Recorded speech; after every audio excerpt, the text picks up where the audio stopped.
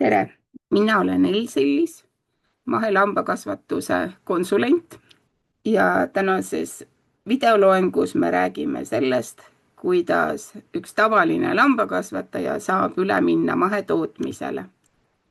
Palju on müüte, et see on keeruline ja ebamugav.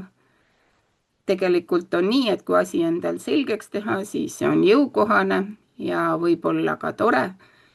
Kui mõelda, et mahelambakasvatuse normid ja nõuded toetavad meie keskkonda, toetavad loomade heaolu ja peaksid tagama ka selle, et pererahvas tunneb ennast hästi. Eeltöö käigus peaks kõigepealt selgeks tegema, mida te oma lambakasvatuses muutma peate, kui te lähete mahetootmisele üle. Need on sisulised nõuded, mis muutub teie lammaste elus, nende söötmise poole pealt, kas tohib anda mingit jõusööta või ei tohi anda mingit jõusööta. Tuleb kurssi viia ennast reeglitega, sellepärast et mahetootmise loogika on niisugune, et tootja toodab, lammas sööb ja kontrolliasutus kontrollib ja kõige selle jaoks on tehtud reeglid, mille järgi siis kontrollimine käib. Mahetootmine ei ole päris see, kui te olete teinud endale mahetootmise põhimõtted selgeks ja siis ütlete, et mul on nagunii mahe. Mahetootmise juurde käib see, et mahetootmine on kontrollitud ja see tagab mahetoodete sellise usaldusväärsuse. Sellepärast on siis oluline need reeglid endale selgeks teha, tähtajad, milliseid andmeid millal esitada ja kellele esitada. Ja muidugi oleks kasulik ka läbi arvutada, et kas see mahetootmine on teie ettevõttele rahaliselt kasulik või hoopis tekib sellest täiendavat kahjumit. Kuidas mahepõllumajandus on reguleeritud? Põhitõed ja alustõed tulevad Euroopa Liidu määrustest, aga ei tule nad, kõik reeglid meie Eesti mahelambakasvatuses ei tule ainult sealt. Nende reeglite alusel on Eestis vastu võetud mahepõllumajanduse seadus ja selle alusel erinevad määrused, mis siis reguleerivad tähtaegasid, dokumentide loetelu, erinevaid asju. Mahenõuete täitmist kontrollib Eestis Põllumajandus- ja Toiduamet ja sellele asutusele on siis Euroopa Liidu mahetootmise süsteemis antud oma kood EÖKO03. Kui teie tootmine on jõudnud nii kaugele, et saate müüa mahelambaid, maheliha toota, siis tuleb saatelehele kirjutada see EÖKO03 kood kui viide sellele, et teie toodang on selle asutuse poolt kontrollitud.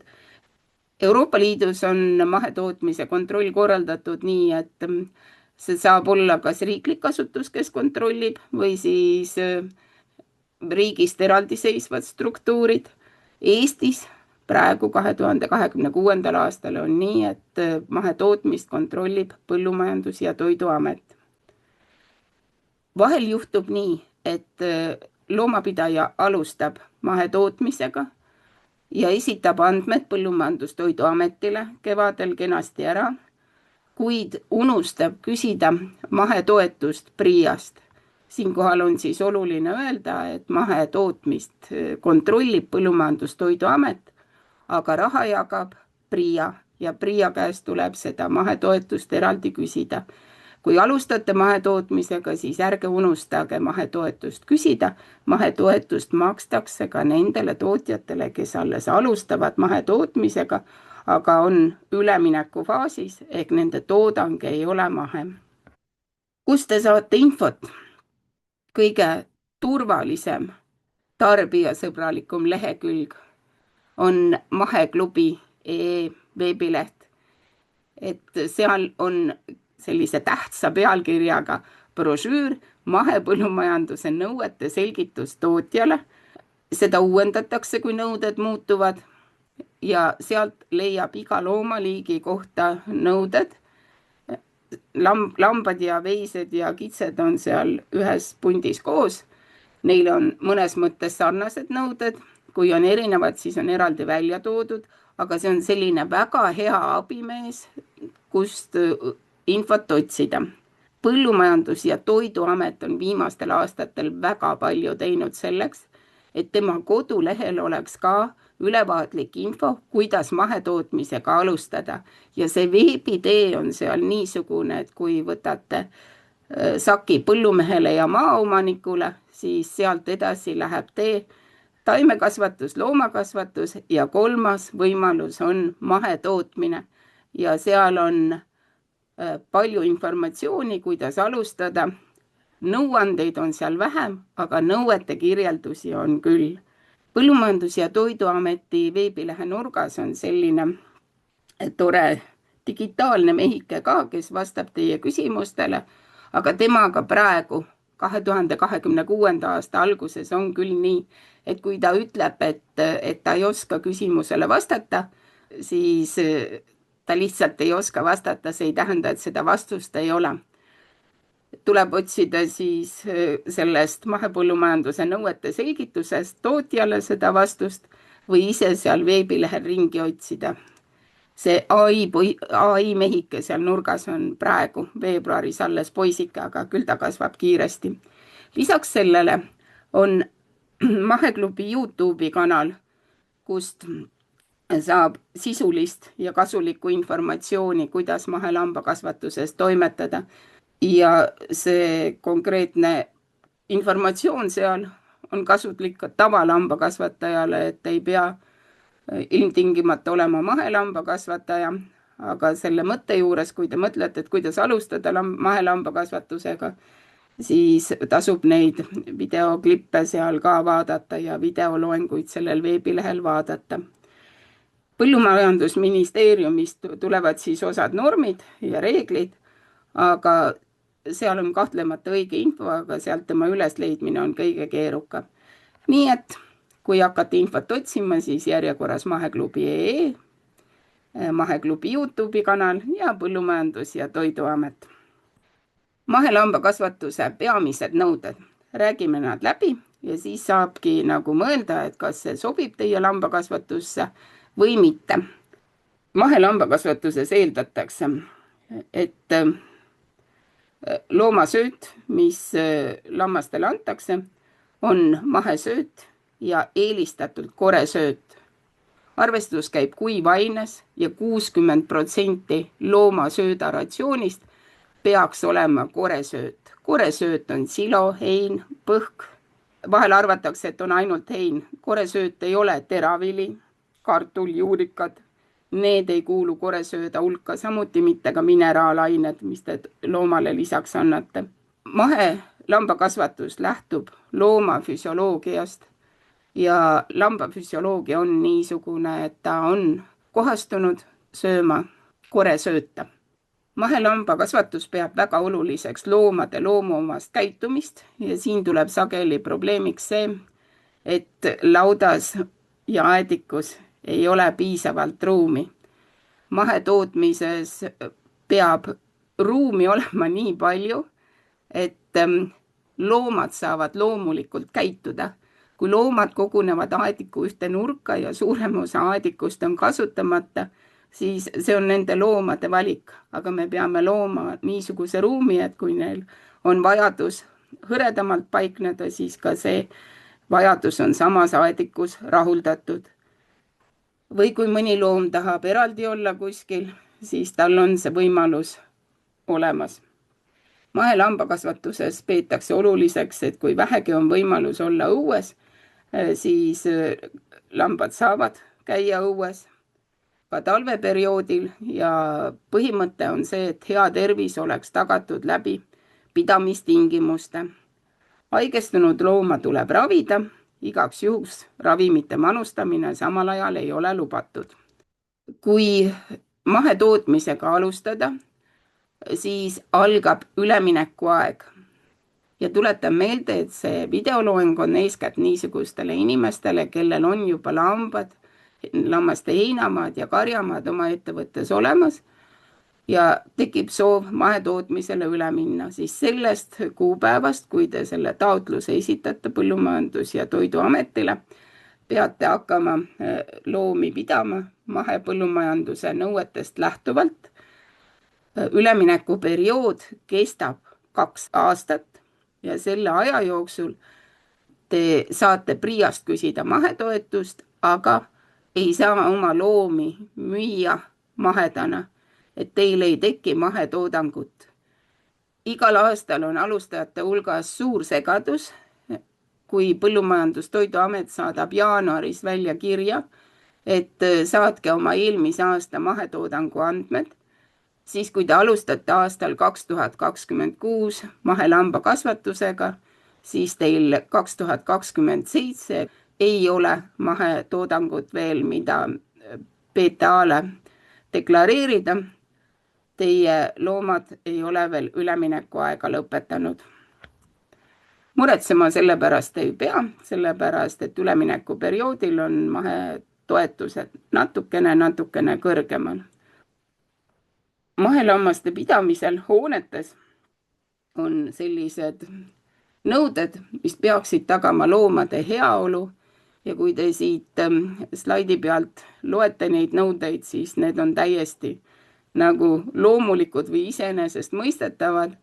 Need peaksid tagama loomade heaolu ja oleks loomulik, kui loomad saaksidki elada niisugustes lautades, kus õhk ei ole ammoniaagist tiine ja põrand ei lirtsu. Igaks juhuks ma panin siia slaidile kirja ka restpõrandad, mine tea, võib-olla keegi võtab oma lambakasvatuses eeskuju Skandinaaviast, Eestis ei ole restpõrandad väga levinud, aga mahetootmine neid restpõrandaid väga ei soosi, et poegemine tuleb korraldada väljaspool restpõrandaid ja 50% sellest pinnast, kus lambad käivad, ei tohi siis ka olla restpõrand. Nii et nagu siiamaani on küll tundunud, et restpõrandat ei tasu ehitada, et las see jääb Skandinaavia eripäraks. Põrand peab olema sile ja kui te teete uue lauda ja veeseaduse nõuetest ja põhjaveekaitsest lähtuvalt teete selle veekindla põhja, siis vaadake, et ei tuleks selline libe betoonpõhi, mille peal siis lambad liugu lasevad. Väga oluline mahelammaste pidamisel on allapanu. Loomadel peab olema mugav, puhas ja kuiv lebamis- või puhkekoht. Sinna saab panna põhku või mõnda muud looduslikku materjali ja põhu põhimõtteliselt võib tuua ka tavatootmisest. Pärast me vaatame seda põhu toomist tavatootmisest, aga siinkohal igaks juhuks ütlen juba selle ära, et kui teil on lisaks rohumaadele ja heinamaadele ka maheviljakasvatus või te plaanite sellega alustada, siis tuleb selle tavatootmise põhuga olla ettevaatlik, sellepärast et selle põhu kasvatamisel on kasutatud tõenäoliselt taimekaitsevahendeid ja kui te selle sõnnikuga, mis te siis oma lambalaudas saate, väetate teraviljapõldu, siis võib juhtuda, et sellega läheb kaasa ka mahetootmises mitte lubatud lisandeid sealt põhust. Aga loomakasvatuses, maheloomakasvatuses iseenesest on tavatootmise põhka allapanuna lubatud kasutada. Tuleme nende pindalade juurde, mis siis on hoones ja vabaõhualadel, mahelammastel ja kitsedel ette nähtud või neile ette nähtud. Et see tabel on nüüd võetud sealt Maheklubi leheküljelt, sellest nõudeid tutvustavast brošüürist ja näete, et need pinnanõuded on kaunis suured. Loomadel peab olema siseruumi pindalaudas 1,5 ruutmeetrit täiskasvanud looma kohta ja lamba ja kitsetalle kohta 0,35 ruutmeetrit. Mahetootmises on lamba ja kitsetall senikaua, kuni ta saab 6 kuu vanuseks. 6 kuu vanune lammas läheb selle ülemise normi alla. Sageli tehakse see viga, et arvutatakse oma põhikarja suuruse järgi nõutav laudapind ja kui siis talled sünnivad, siis selgub ootamatult, et see on kitsas. Lambakasvatuses mahetootmisega alustamiseks nagu see hoonepind ja võimalus lambaid niisuguses hoones pidada tulebki nagu kõige paremini või kõige tõhusamalt läbi mõelda. Lisaks sellele 1,5 ruutmeetrile peab lammastel olema ka vabaõhuala või jalutusala. Eriti karmidel talvedel on lammastel tore, kui see vabaõhuala mahub lauta, aga see ei pruugi olla nagu majanduslikult rentaabel, kui see vabaõhuala on laudas sees, selline see jalutusalana. Majanduslikus mõttes on soodsam see vabaõhuala rajada lauda juurde. Ideaalis on ta siis niisugune, et ta ei paikne 2 järjestikusel aastal täpselt samas kohas, vaid on natukene nihutatud, et maa saaks puhata parasiitidest ja muust. Ja selle vabaõhuala või aediku suurus on siis siin tabelis ilusti kenasti ära toodud. Ja see vabaõhuala või siis see vabaõhuaedik, see ei ole karjamaa. Et karjamaa on selline koht, kuhu lammas saab minna sööma ja tal on seal, kui ta ringi kõnnib, siis ta leiab endale süüa. Vabaõhualal süüa ei ole. Või kui siis seal lambad söömas käivad, siis ta saab sellise lisanimetuse nagu lisasöötmisala või talvise söötmise ala, millel on ka omad reeglid. Lisaks ruumireeglitele veeseadusest tulenevad reeglid. Aga nagu põhimõte on see, et karjamaal rohi kasvab ja kui vabaõhualal loomi söödetakse, siis see sööt on sinna viidud. Kui arvutate ja selgub, et kuidagi ei tule ots otsaga kokku, kui teete lammastele suure lauda, kus nad ennast väga hästi tunneksid või kohe ei jõua seda teha, siis Eestis on kombeks ka see, et loomi peetakse aastaringselt väljas. Mahetootmise nõue on see, et kindlasti peab seal loomadel olema varjualune ja nad ei tohi halbade ilmastiku tingimuste kätte jääda, vaid neil peab olema võimalus liikuda sinna, kus neil on turvalisem ja mugavam. Aga tegelikult peaksid ka tavaloomakasvatajad lähtuma loomakaitseseaduse paragrahvist 3, kus on öeldud, et loomale peab võimaldama tema eale ja liigile sobivat mikrokliimat, ruumi või ehitist. Ehk et see tegelikult see väga range varjualuse nõue ei tule mitte mahetootmisest. See varjumise nõue on mahetootmises nagu pigem rõhuga sellele, et loomal peab olema loomulikult hea olla. Aga loomakaitseseaduses siis tegelikult on see üle öeldud, et ka tavatootmise loomadel peab olema kaitse halva ilma eest. Kui saabub vegetatsiooniperiood ja rohi karjamaal kasvab, siis mahelambad peavad pääsema karjamaale rohtu sööma. Ja on väga tore, et selles mahetootmise nõuetes on sees, et kui tingimused seda võimaldavad, et üks müüt on niisugune, et mahelambakasvatajad peavad oma lambad hundile söögiks andma, kui piirkonnas on kiskjakahjusid, ei, see ei ole nii. Kui on mõjupõhjus ja see on lammaste ohutuse kohalt väga oluline, siis nad võivad olla ka suvel laudas kinni, kuni selle ohu küsimusega tegeletakse, aga ei ole õige nii, et lambad on terve suve laudas ja neid sinna lauta söödetakse. Mahelambad peavad saama karjamaal käia, sest nad on rohusööjad loomad ja kõige tõhusam on neil see rohi ise maast süüa ja selle otsingul karjamaal ringi käia. Vahel juhtub nii Eesti lammastega, et kui on sellised kuumad ja päikesepaistelised suvepäevad, siis levib lammaste hulgas selline punetuse ja kärnadega solaardermatiit. Ka sellisel puhul on põhjendatud lammaste pidamine varjualuses, et see päikese mõju katkeks ja lambad saaksid paraneda. Üks müüt on seotud ka sellega, et mahelambalaudas on poegimist korraldada keerulisem, sellepärast et uttesid ei saa eraldi panna oma talledega. See on puhas müüt, et kui nagu on karja tervise seisukohalt oluline, et utt ja talled on eraldatud, siis saab mahelambalaudas poegimist korraldada täpselt samamoodi nagu tavalaudas, et see utt tema äsja sündinud talledega eraldatakse. Mahelambakasvatuses on väga-väga oluline, et ema ja talle vaheline side oleks tugev.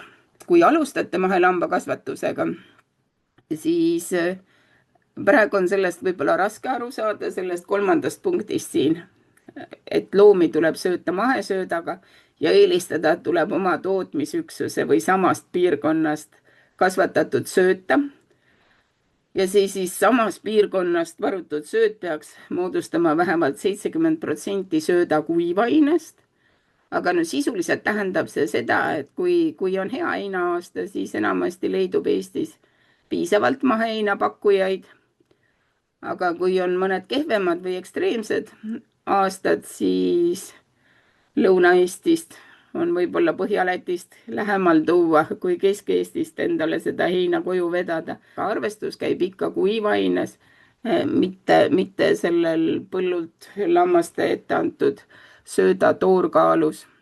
Ja üleminekuperioodil on väga oluline, et oleks oma ettevõtte sööta.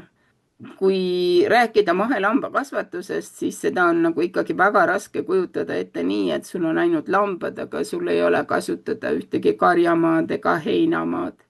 Ja üleminekuperioodi esimesel aastal ja ka teisel aastal on elu palju-palju kergem, kui te oma ettevõttesse ostate sisse ainult mahesööta, juhul kui see olete ehitanud selle ettevõtte üles nii, et osa talvesööta tuleb osta.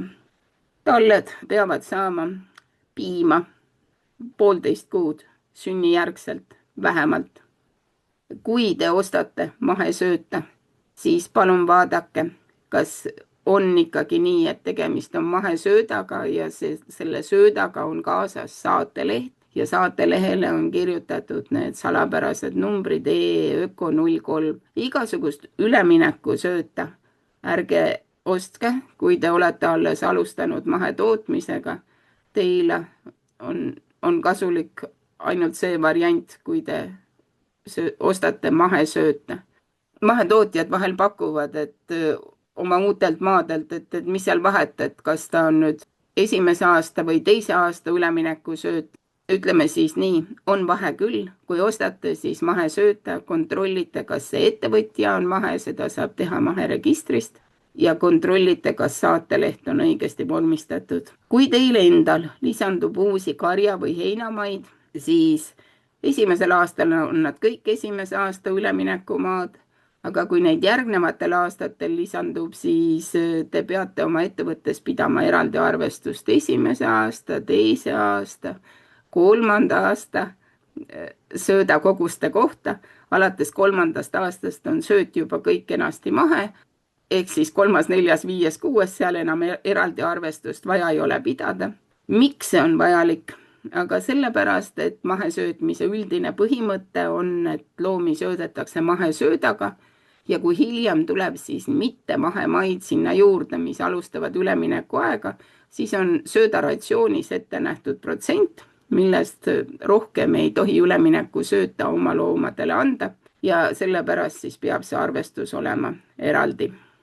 Mineraalsöödad, mida te ostate, peavad sobima mahetootmisse ja see on nüüd selline koht, kus vahel alustajad ja mõnikord ka kogenud mahelambakasvatajad eksivad, et see tegelikult on loomapidaja enda vastutus, et ostetud sööt oleks mahetootmises lubatud ja selles valdkonnas on tavaline siis see sõnastada nii pikemalt ja keerulisemalt, et ostetud sööt ei sisaldaks mahetootmiseks kasutamiseks mitte lubatud aineid.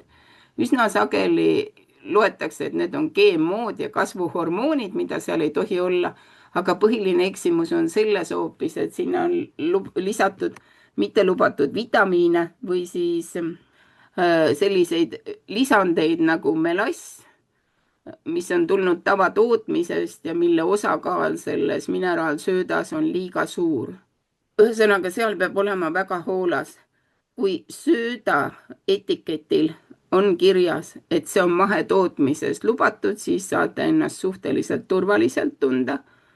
Aga kui seal seda kirjas ei ole, siis tuleb alati kontrollida Põllumajandus-Toiduameti ametnikuga või konsulteerida õigupoolest temaga ja koos kontrollida, et kas see mineraalsööt on siis lubatud mahetootmises ja ka ülemineku ajal peab ju olema mahetootmise nõuetele vastav mineraalsööt, kas ta on lubatud kasutada või ei ole lubatud kasutada. Söödaarvestus on siis nagu üks selline oluline osa mahetootmise bürokraatiast ja tegelikult on nii, et need ettevõtted, kes raamatupidamise ja omahinna arvestusi teevad, siis nad ju ka tegelikult hindavad seda, et kui saagikas mingi põld on. Ja söödaarvestus siis peab kajastama seda, et kui palju sööta tuleb oma põldudelt. See võib olla täiesti paberi peal kirjas, et näed, see tiigitagune nurm, 26 rulli, aga võib selle panna kenasti ka PRIA põlluraamatusse, põldude halduse teenusesse kirja. See on abiks ja sealt saate seda jagada ka oma ettevõtet kontrollivale Põllumajandus-Toiduameti ametnikule. Kui te ostate ostusööta, siis peavad alles olema saatelehed. Kui saatelehel on kogu info kirjas, siis ei küsita teie käest raamatupidamise dokumente või arveid, sellepärast et tegelikult mahekontrolli ei huvita, kui palju see sööt teile maksis. Küll aga tahab ta veenduda selles, et sellel tootjal, kes teile müüs, et ta ikkagi müüs teile mahesööta ja et tal seda mahesööta ikkagi mahemaadelt oli nii palju, et ta sai seda teile müüa. Oma ettevõtte üleminekusööda kogused siis peavad olema samamoodi teada ja üks oluline asi, mis sageli ära unustatakse, on see, et kui kevadel jääb talvesööta järgi, siis selle peaks ka kirja panema, et oleks teada, et kui tuleb kehv söödavarumise aasta, siis ettevõttel siiski on omaenda sööta eelmisest aastast järel. Esimesel alustamise aastal võib vast selle tavasööda silo ja heina, mis teil on olemas, ikkagi oma loomadele sööta. Ei ole sellist praktikat Eestis, et kui märtsis hakkate minema mahesöödale üle, et siis oma tehtud heina ja silo ei või anda. Söödaarvestuse jaoks on Põllumajandus-Toiduameti kodulehel selline abitabel. Panete siia oma lammaste arvud sisse. Arvestage siis ka seda, et neid 6–12 kuuseid lambaid, et aasta keskmisena, kui palju teil on. Et see söödaarvestus iseenesest käib 1. maist 1. maini ehk nagu vegetatsiooniperioodi algusest kuni sellel samal aastal varutud talvesööda ärakasutamiseni ja käivad siia lammaste keskmised arvud. Ei ole vaja nagu ühe lamba kaupa täpselt seda arvestust pidada. Selle tabeli saab Põllumajandus-Toiduameti kodulehelt ja selle tabeli teises osas, milles siin ekraanivaadet ei ole, saate kirja panna ka oma enda toodetud sööda ja selle järgi siis hinnata, kas ostusööda vajadus võib tekkida või mitte. Silmas peab pidama ka seda, et see on sellise keskmise lihatõugu lamba kohta tehtud see söödaarvestus. Et kui te peate mõnda väiksemat tõugu lammast, nagu Kihnumaa lambaid või Eestimaa lambaid, siis on see söödavajadus väiksem.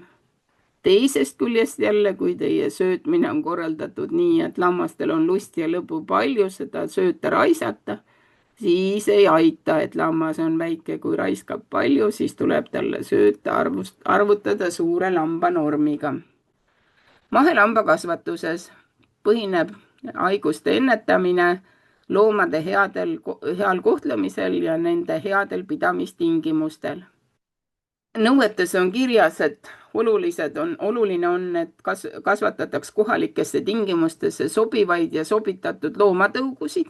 Tublimad ja oskajamad mahetootjad toovad siiski importtõugude tõumaterjali väljast sisse.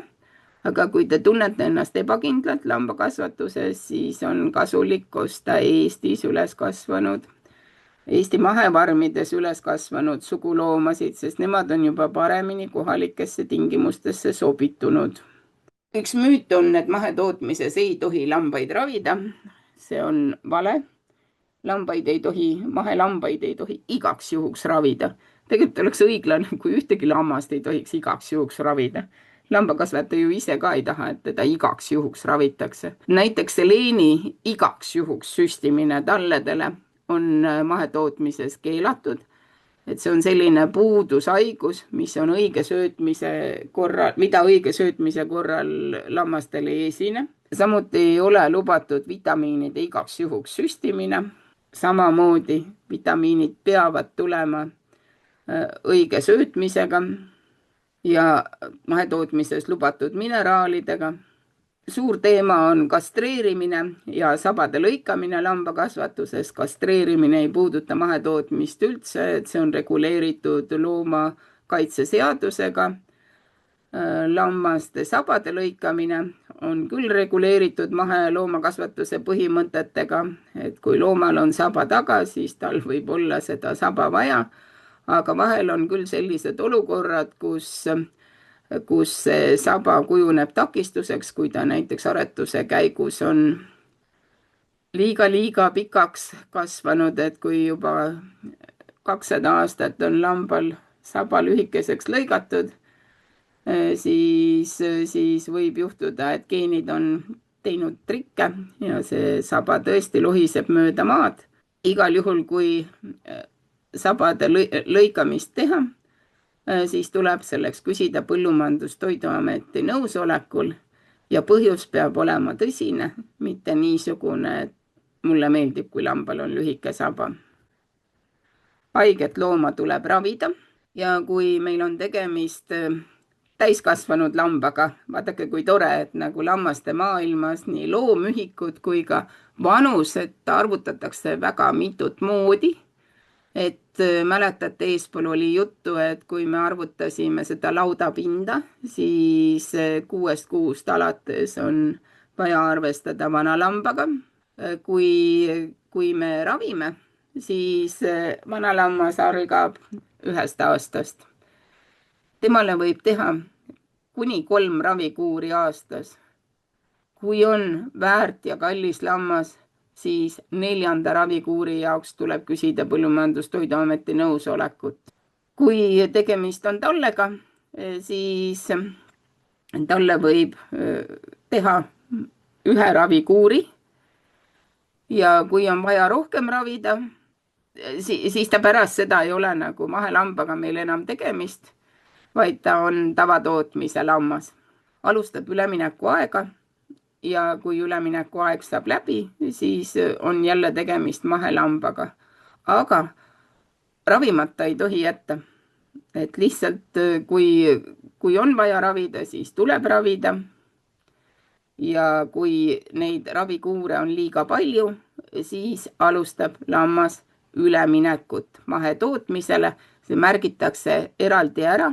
Teavitatakse Põllumajandustoiduametit, et näed, see loom on nüüd saanud nii palju ravimeid, et tema alustab üleminekuaega mahetootmisele ja see ülemineku aeg sellisel lambal mahelambakarjas kestab 6 kuud ravikuuri lõppemisest või õigupoolest ravimi keeluaja lõppemisest.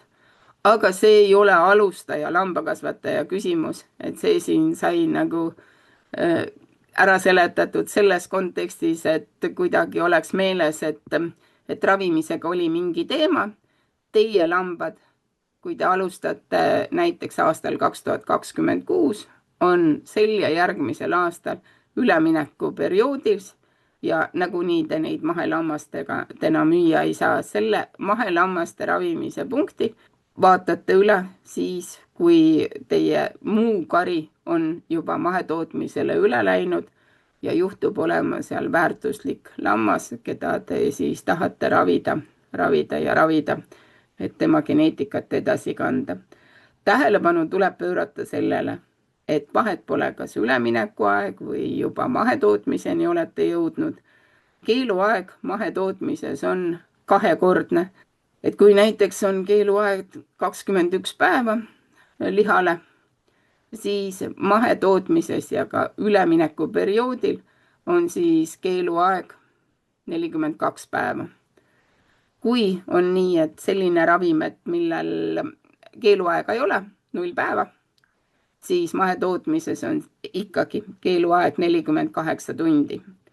Vaktsineerimised, näiteks teetanus, parasiiditõrje on lubatud mahetootmises ka ja need analüüsid ja raviprotseduurid, mis on tehtud nakkushaiguste tõrjeprogrammide raames ja neid ei arvestata ravikuuride hulka. Küll aga igaks juhuks ütlen üle, et ka kui parasiiditõrjeks kasutatakse ravimeid, siis ka nende puhul kehtib lihale, piimale kahekordne ravimikeeluaeg. Parasiidid ongi lambakasvatuses selline küllalt sage teema, et tundub, et parasiidid on liiga sageli võitjad ja lambakasvataja peab selle küsimusega tegelema sagedamini, kui ta tahab. Mahetootmises on oluline, et see parasiitide vastane ravim ei oleks juhuslik, vaid alati järgneks sellele, kui on tehtud rooja analüüs ja ideaaljuhul uuritakse ka seda, kas see ravim parasiitidele mõjus. Kui on tegemist parasiidiresistentsuse juhtumiga, siis peaks kindlasti ka selle küsimusega tegelema, leidma võimalusi, sealhulgas ka lammaste nagu hõredamalt pidamine või sagedasem karjamaa vahetamine, et seda parasiitide fooni alla viia täiendavalt lisaks ravimite kasutamisele. Maheklubi YouTube'i kanalil on nii roojaproovi võtmise video, et te oskaks seda õigesti teha ja ka videoloeng parasiitidest lambakasvatuses. Parasiitide teema on, kuidas seda nüüd öeldagi, teoorias lihtne, praktikas nõuab kannatlikku meelt nii tavalambakasvatuses kui mahelambakasvatuses ja pigem tahaks loota, et mahelambakasvatuses, kus lammaste pidamisnormid on niisugused, et lambakari ei ole kogu aeg tihedalt koos, on äkki need probleemid väiksemad. Aga see võib olla ka soovmõtlemine. Mahelambakasvatuses on 2 dokumenti, mida kohe mahelambakasvatusega alustamisel tuleks Põllumajandus-Toiduametile esitada. Üks neist käsitleb riskide maandamist ja ennetamist. Vaatame enne neile riskidele otsa. Mahetootmise riskid on see, et teie loomad võivad haigeks jääda ja te peate tegelema karjatervise probleemidega. Teine risk on see, et teadmatusest saavutate olukorra, kus te olete rikkunud mahetootmise nõudeid. Karjatervise seisukohalt ja tegelikult ka selle mahetootmise seisukohalt on need riskikohad siis, kui te toote loomi ettevõttesse, kui te kasutate renditehnikat, kui te ladustate sööta ja seda tavatootmise põhku, näiteks nii, et nad võivad seguneda.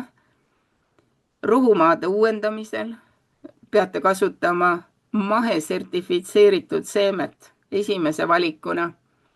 Kui seda saada ei ole, siis sertifitseeritud seemet.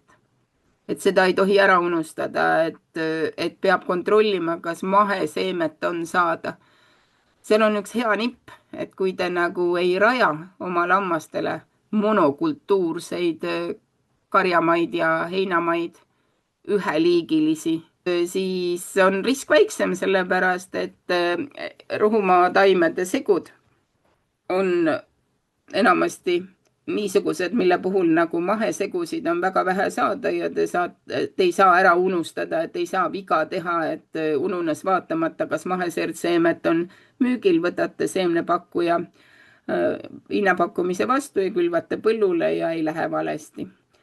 Loomade vedu võib olla olukord, kus te kas kasutate selliseid desoaineid, mis ei ole mahetootmises lubatud või mis veel hullem, lasete teistes farmides käinud ja võib-olla haigustekitajatega kokku puutunud veoki oma farmi õuele ja siis pärast on muremajas. Tuleb läbi mõelda, kuidas saaks loomi laadida nii, et oma farmi kariloomade tervis ei satuks ohtu.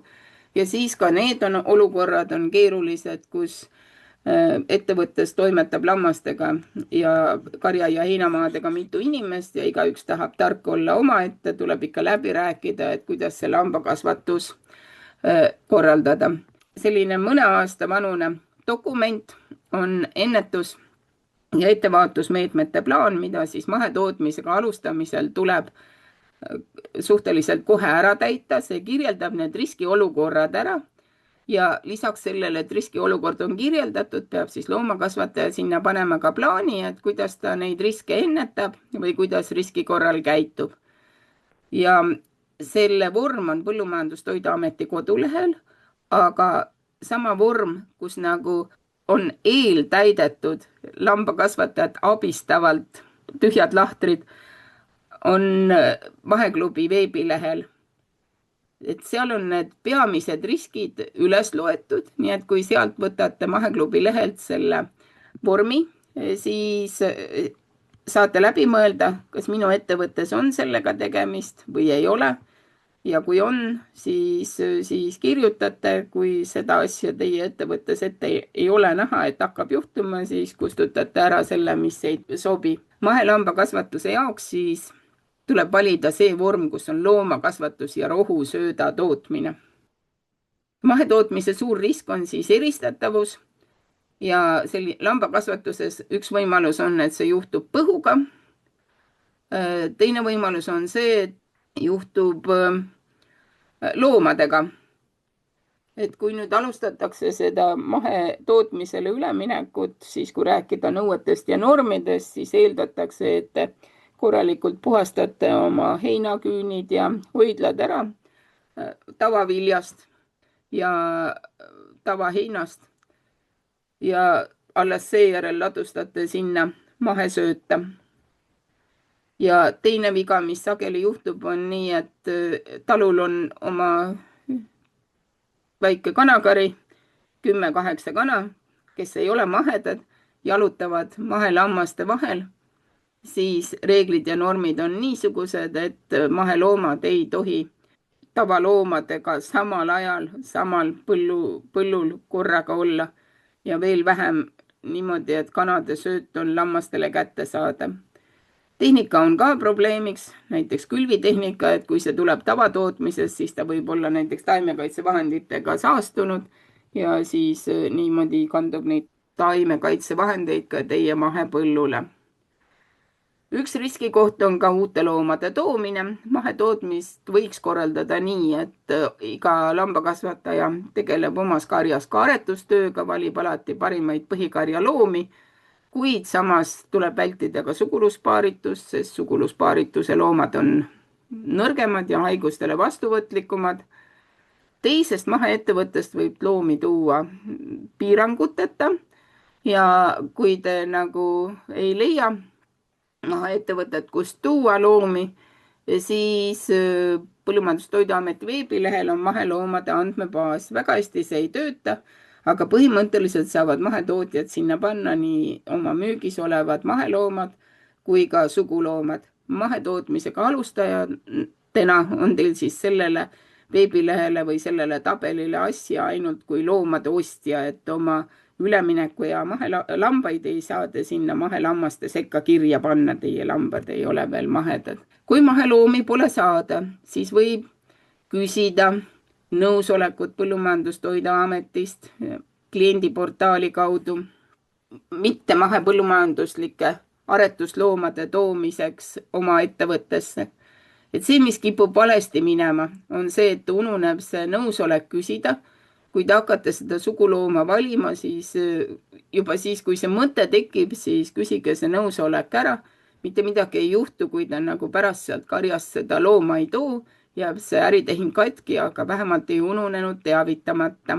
Ja siin on oma nipp selles, et aretuseks võib tuua isast loomi ja need peavad olema vähemalt 6 kuud vanad. Ei tohi tulla tavatootmisest 5 kuu vanuse tallega oma maheettevõttesse või üleminekul olevasse tootmisse. Aga uttedega on lugu nii, et saab karja juurde tuua ainult poegimata emast loomi. Ehk kõik need olukorrad, kus keegi memmeke ütleb, et võta minu loomad, ma ei jõua neid enam pidada, neid siis mahetootja tegelikult ei saa seda endale lubada, sellepärast et nende hulgas on kindlasti poeginud uttesid.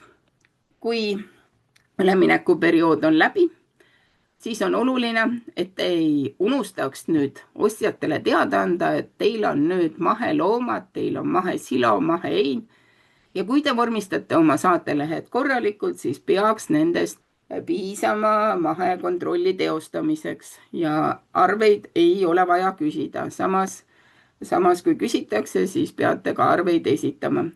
Saatelehele ja arvele, kui teil on juba maheloomad, siis peate nüüd teie ka kasutama seda parooli EEÖKO03, see on siis viide kontrollivale asutusele.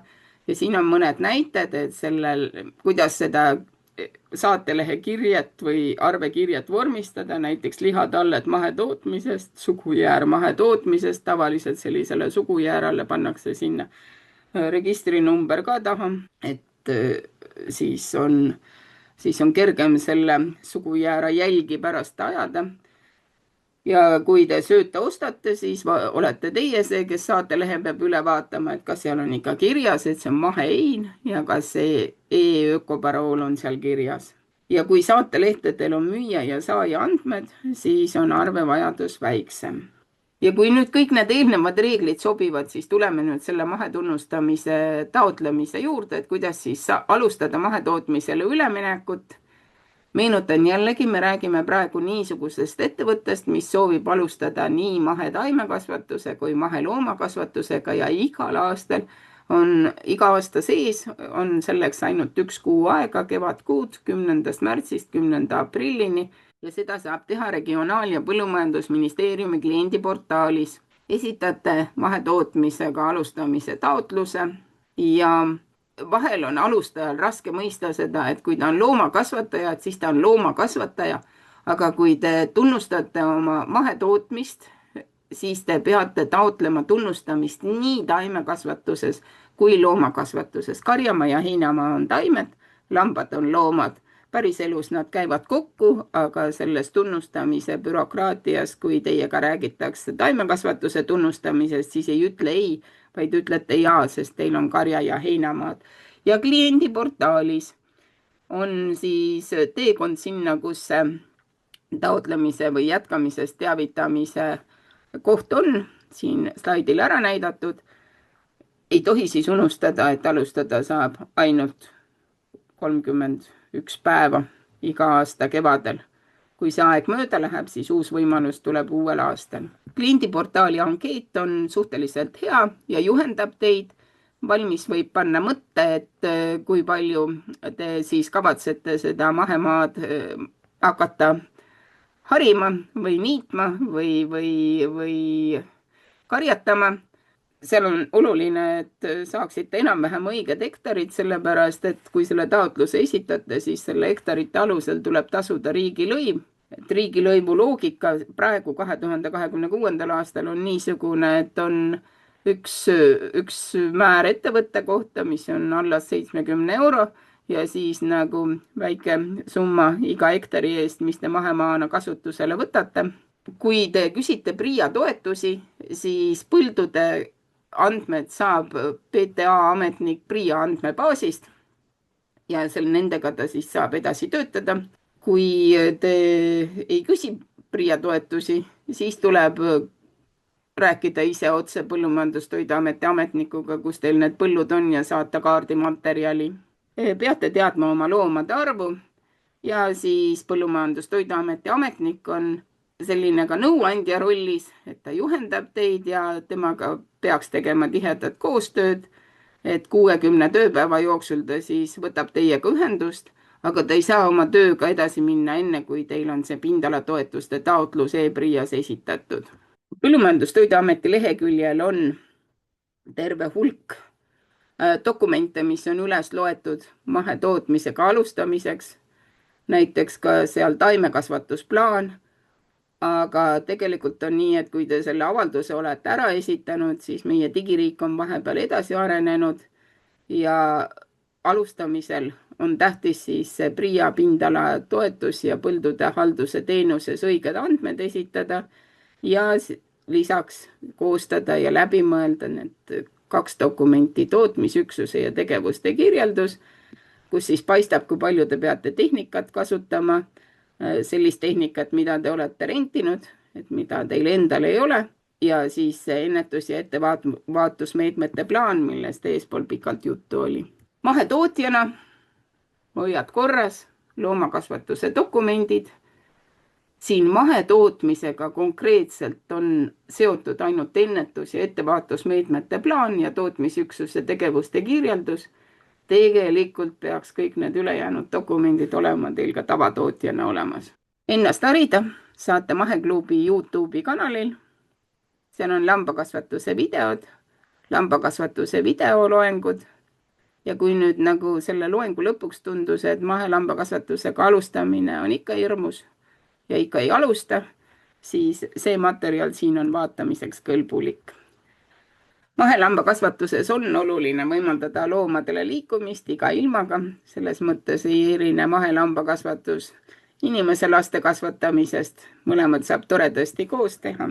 Mina tänan ja soovin julgust ja jõudu mahetootmisega alustamiseks. Iga aasta 10. märtsist 10. aprillini on teil see võimalus, mis ei tähenda, et igal aastal peab alustama. Alustage ükskord ära ja jääge selle juurde, et te olete mahelambakasvatajad. Jõudu!